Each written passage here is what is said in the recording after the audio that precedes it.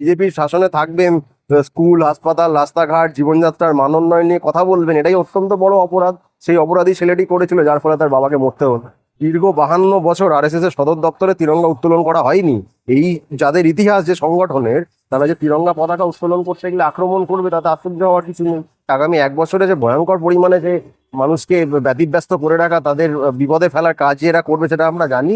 এবং মানুষকে বিপদে ফেলার ক্ষেত্রে 10-এ 9 না 10-এ 11 পাবে। এরা একটা আরবান নকশাল শুরু করেছিল, এখন দিমাগি নকশাল বাজারে এনেছে।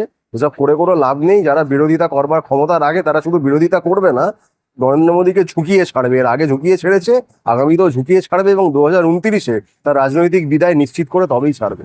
নিজেরাই তো গুন্ডাদের একটা দল, সেখানে বিজেপির মতো বড় গুন্ডা দলকে ভারতবর্ষে আর নেই। সুতরাং অবসান কি করবে? নিজেরাই সেই দায়িত্ব তুলে নিয়েছে। রাজনৈতিক মর্যাদা কি বস্তু, এটা নরেন্দ্র মোদী জানবেন, এই আশা আমরা কেউ করিও না। বিপ্লব তৃণমূল তো রাজনৈতিক পোষা সারমেয়, তাদের জন্য তো বিপদে পড়ার কোনো কারণ নেই। অতএব তারা যেখানে যাবে, এরা ফুল চন্দন দিয়ে তাদেরকে বরণ করবে, সেই কথা অশোক চিন্তা বলেছে। শ্রমিক ভট্টাচার্য প্রত্যেকদিন একবার করে সকালে উঠে তিনি বাণী দেন, অমুক চলবে না, তমুক চলবে না, ঠিক সেই ঘটনাগুলি সেদিন ঘটে। সুতরাং আপনি এটা খেয়াল রাখবেন, বিজেপির নেতারা মুখে যা বলবে, কার্যত সে উল্টোটাই ঘটবে।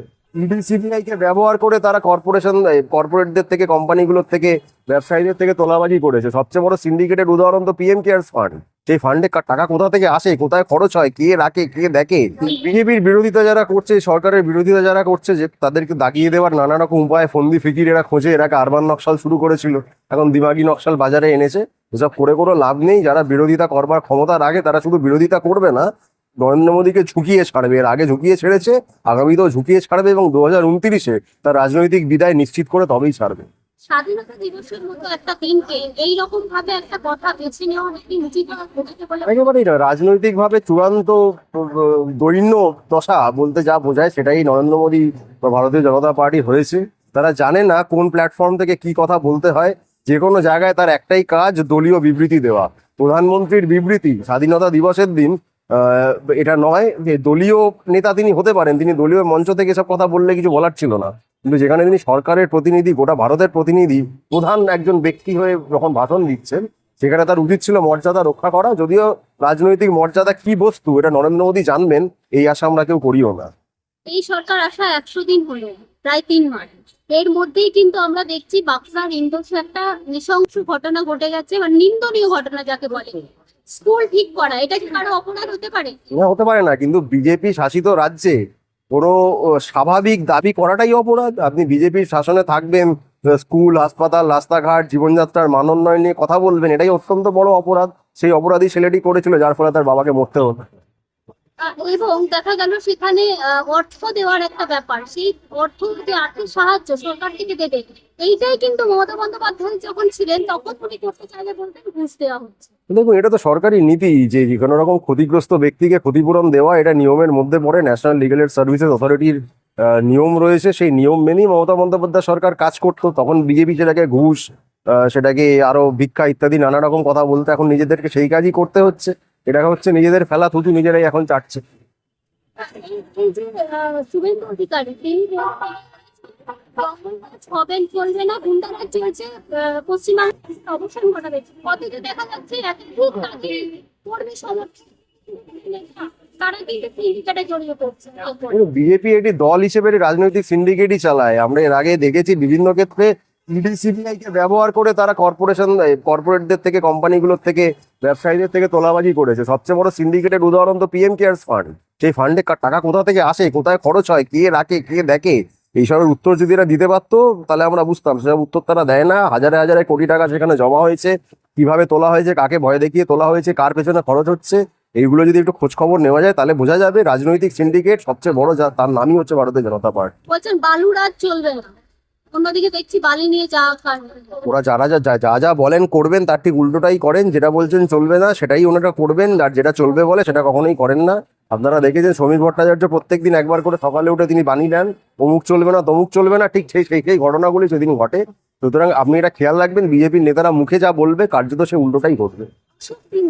তাকে বলতে শোনা গেছে রীতিমতো একটি ভিডিওতে যে যারা ঋতভেদ তৃণমূল, তাদেরকে কিন্তু কিছু বলা যাবে না, তারা বেরিয়ে যাবে, তাদেরকে কিছু বলা যাবে না, এরকম একটা কিন্তু ভিডিও ফুটেজ পাওয়া গেছে। এই ঋতব্রতদের যে একটা পোষা সারমেয়র মতো, রাজনৈতিক পোষা সারমেয়র মতো শুভেন্দু অধিকারীরা ব্যবহার করেন, এবং সে ব্যবহার করবেন বলেই তৈরি করেছেন, এটা কোনো নতুন কথা নয়। অশোক দিন্দা সেটা বলে ফেলেছেন, তিনি কোথায় জানতেন না পেছন থেকে কেউ রেকর্ড করছে, এই সত্যি কথাটা আমরা সবাই জানি, মানুষও জানে। তিনি ঘটনা চক্রে ক্যামেরার সামনে বলে ফেলেছেন, তার কোনো দোষ নেই, সত্যি কথাটাই তিনি বলেছেন। ব্যবহার এবং রীতিমতো তৃণমূল তারা কেন যারা প্রকৃত বিরোধী, যাদের কারণে রাজনৈতিকভাবে বিপদে পড়তে পারে বিজেপি, তারা জানে সেটা কারা। সেটা মমতা বন্দ্যোপাধ্যায়ের তৃণমূল। দ্বিতীয়ত তৃণমূল তো রাজনৈতিক পোষা সারমেয়, তাদের জন্য তো বিপদে পড়ার কোনো কারণ নেই। অতএব তারা যেখানে যাবে এরা ফুল চন্দন দিয়ে তাদেরকে বরণ করবে, সেই কথা অশোক দিন্দা বলেছে। অন্যদিকে আমরা দেখছি স্বাধীনতা দিবসের দিন উপাসনা চৌধুরী তার উপরে ডিম মারা হলো। সেই ঘটনাটাকে কি মনে হয়, মানে স্বাধীনতা দিবসের দিন একটা মহিলার উপর।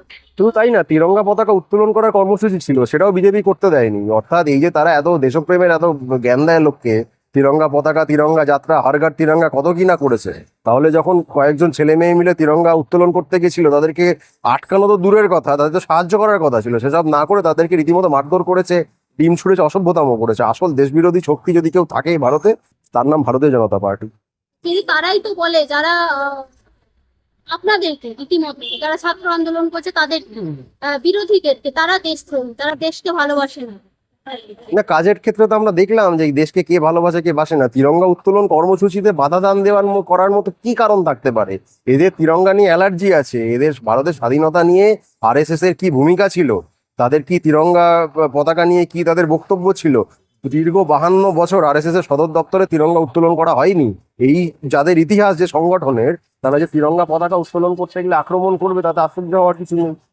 একটা শেষ প্রশ্ন দাদা, মুখ্যমন্ত্রী শুভেন্দু অধিকারী তিনি বলছেন আগামী 1 বছরের মধ্যে তিনি যা যা কাজ করবেন, বাংলার উন্নয়ন যা করবেন, তাতে মানুষ তাকে 10-এর মধ্যে 9 নাম্বার দিতে বাধ্য হবে। একটা কথা আছে, নুইসেন্স ভ্যালু। এই 100 দিনের মধ্যে যে পরিমাণ নুইসেন্স এরা ক্রিয়েট করেছে, আগামী 1 বছরে যে ভয়ঙ্কর পরিমাণে যে মানুষকে ব্যতিব্যস্ত করে রাখা, তাদের বিপদে ফেলার কাজ যে এরা করবে সেটা আমরা জানি। এবং মানুষকে বিপদে ফেলার ক্ষেত্রে 10-এ 9 না 10-এ 11 পাবে এরা। এখন মিষ্টির দোকানে তো ব্রাদার্স মিষ্টি দোকানে সেখানে মিষ্টি পছন্দ হয়নি বলে একজন বিজেপি নেতা আর কি সেখানে মিষ্টির মালিককে মেরেছে, মিষ্টির দোকানের মালিক। এবং শুধু সেটা নয়, সেই মিষ্টি মালিকের দোকান এটা বলেছেন যে কংগ্রেস আমল, বামফ্রন্ট আমল বা তৃণমূল আমলেও কোনোদিন এই ঘটনা তাকে ফেস করতে হয়নি। তারা দীর্ঘ বহু দশক ধরে ব্যবসা করছেন, বিজেপি আসা মাত্র এই জিনিস তাদেরকে দেখতে হচ্ছে, তাদেরকে ফেস করতে হচ্ছে। বাংলার মানুষ দেখুক যে যারা তোলাবাজিকে আটকাবে বলে এত কিছু বলেছিল, তাদের ক্ষমতায় আসা মাত্র তাদের রূপ বেরিয়ে আসছে। গুন্ডারাজের অবসান করবেন করতে বলেছিলেন। নিজেরাই তো গুন্ডাদের একটা দল, সেখানে বিজেপির মতো বড় গুন্ডা দলকে ভারতবর্ষে আর নেই, সুতরাং অবসান কি করবে, নিজেরাই সেই দায়িত্ব তুলে নিয়েছে। 29 কেন্দ্রের কি ভবিষ্যৎ দেখবেন দাদা? বিজেপি সরকার থাকবে না, যে পরিমাণ অসন্তোষ গোটা ভারত জুড়ে তৈরি হয়েছে এদের বিরুদ্ধে, 29-এ এদের শেষ।